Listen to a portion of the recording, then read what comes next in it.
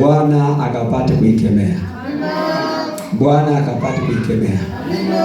Ili ifike mahali umfurahie Mungu wako.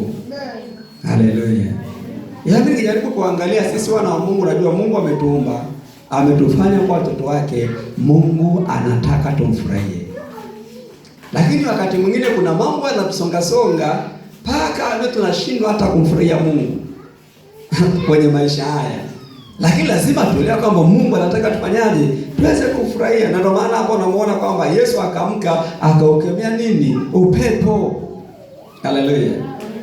Na mimi nikisema ninakemea hali yoyote ambayo sio katikati ya maisha yako, maana yake sio mimi, ni Mungu aliyoko ndani yangu. Maana kama jinsi ambavyo Yesu aliletwa duniani, ndivyo ambavyo Yesu Kristo pia ametutuma na sisi. Na Yesu anasema kama nilivyotumwa mimi, ndivyo na mimi nimewatuma ninyi. Kama nilivyopelekwa na Baba, ndivyo Baba amenipeleka mimi. Haleluya. Ndio maana kuna hali fulani kwenye maisha yako, kwa nafasi yangu kama mtumishi wa Mungu, haleluya, naweza nikatamka jambo na likawa. Haleluya. Naweza nikasema neno na ikawa, kwa sababu wewe unaniona mimi, lakini kiuhalisia ndani yangu yuko Mungu. Maana yake Mungu ananitumia mimi. Haleluya. Na ndio maana unaona hapa Yesu alijua kwamba yeye ametumwa na Baba na mamlaka akapewa na Baba, na ndio maana yeye mwenyewe hajasema Baba kemea upepo huu. Maana yake yeye mwenyewe alikemea upepo, na upepo ukafanyaje? Ukatulia, ukanyamaza. Haleluya. Na ndio vile vile mbona tunasema kwamba pepo toka katika jina la Yesu. Mbona hatusemi Baba katika Yesu, ninaomba pepo hili ulitoe? Ni kwa nini? Ni kwa sababu sisi tumetumwa na mamlaka tumepewa. Haleluya. Ndio maana kuna saa naweza nikasema pokea uzima katika jina la Yesu, na ukapokea, kwa sababu sio mimi, ni Mungu ndani yangu. Haleluya. Haleluya. Sasa kwa mamlaka hiyo, maana mimi sasa nitoa ufafanuzi. Haleluya. Sasa kwa mamlaka hiyo ninatamka hali yoyote ambayo sio katikati ya maisha yako ikapate kukuachia katika jina la Yesu. Ugumu wote unaopitia mchana wa leo, ninatamka ukapate kuachia katika jina la Yesu. Hali yoyote ngumu na iamuru kwa jina la Yesu ikapate kutoka na kuachia maisha yako. Ninakataa roho za magonjwa katikati ya maisha yako. Ninakataa roho za maonezi katikati ya maisha yako. Ninakataa roho zote ukatisha tamaa katika jina la Yesu. Na imekuwa katika jina la Yesu. Kwa sababu mimi napotamka ni Mungu anatamka ndani yangu. Ndio maana Yesu alikuwa duniani, alikuwa anawaambia wanafunzi wake, aliniona mimi amemuona Baba. Kwa sababu Filipo anamwambia Bwana, utuonyeshe Baba yatosha. Yesu anashangaa, Filipo, nimekuwa pamoja na wewe, yani haulijui? Kwa sababu aliona mimi amemuona Baba. Ndio maana ukija kwa mtumishi wa Mungu usimwangalie yeye, muone Mungu aliyoko ndani ya mtumishi wa Mungu, utapokea. Lakini ukija tu unamuona mtumishi wa mwanadamu, mpendwa, hautamuona Bwana.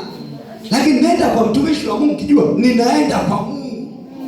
Na ukifika mtumishi wa Mungu, chochote atakachokutamkia amini kimekuwa.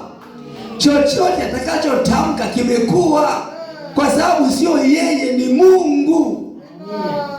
Haleluya. Haleluya. Na ndio maana iko hivi, sisi watumishi wa Mungu, Mungu ametupa mamlaka na tunafanya kazi kwa niaba yake. Haleluya. Na kwa lugha nyingine ndio maana mwandishi wa Zaburi anasema, mimi nimesema ndinyi miungu. Kwa mimi hapa ni Mungu. Sio Mungu aliyeziumba mbingu na nchi, lakini ni Mungu kwa nafasi ambayo Mungu amenipa mimi. Soma maandiko. Kwani wakati Mungu alimtuma Musa kwa Farao alimwambiaje? Alimwambia nimekufanya kuwa Mungu kwa nani? Kwa Farao. Kwa lugha nyingine, wewe ukija kwangu unamtaka Mungu, mimi ni Mungu. mwanadamu wa kawaida hautapata, hautapokea. Una shida yoyote, njoo kwangu kama naenda kwa Mungu. Kama unaona ngumba basi acha tuipunguze, njoo kama kwa mtumishi wa Bwana. Haleluya. Haleluya. Lakini kubalisia mimi ni Mungu. Si Biblia inasema kwenye Zaburi, tena ni Mungu anasema mimi nimesema ndini ni miungu, alafu na wana waaliye juu. Haleluya. Wakati mwingine mfano ukutana na changamoto unaanza kulialia, Mungu anakushangaa. Haleluya. Yaani anashangaa, uwezo umepewa, nguvu umepewa, mamlaka umepewa. Haleluya. Alafu unajua Mungu anapotuangalia sisi ni zaidi ya watu anavyotuona. Watu hawasiki kama wanadamu wengine. Jamani, wewe uliokoka, wewe sio mwanadamu mwingine. Wewe ni wa tofauti. Maana wewe hapo ulipo wewe ni mwana wa Mungu. Alafu Mungu huko ndani yako. Ndio maana usiogope chochote. Hizo changamoto unazopitia Mungu ataachilia neema, utazishinda. Hayo majaribu utayavuka. Hayo mapito Bwana atakutoa. Na mchana wa leo uko tayari kwa ajili ya kukutoa. Ndio maana anasema na tuvuke mpaka ng'ambo. Na uko ng'ambo tutafika katika jina la Yesu na kwa msaada wa Bwana. Sasa mambo madogo madogo unayohuzunika, kwa nini ukose raha? Haya maisha mpendwa hayapo tu. Mimi nakwambia kama mchungaji wako, raha jipe mwenyewe. Hizo changamoto unazozipitia, huo uhitaji kwa Mungu ni kitu kidogo. Haleluya. Yesu alipokemea upepo, maandiko yanasema kukawa shwari nini? Ko. Kama mchana wa leo kuna hali inapitia nakupa shida. Haleluya. Tumeshaikemea. Sasa kunatakiwa kuwe shwari nini? Kuwe shwari kuu. Tunahitaji Bwana msaidie. Mungu ngoja nimalize jamani. Ngoja niishie tu hapa, maandiko mengine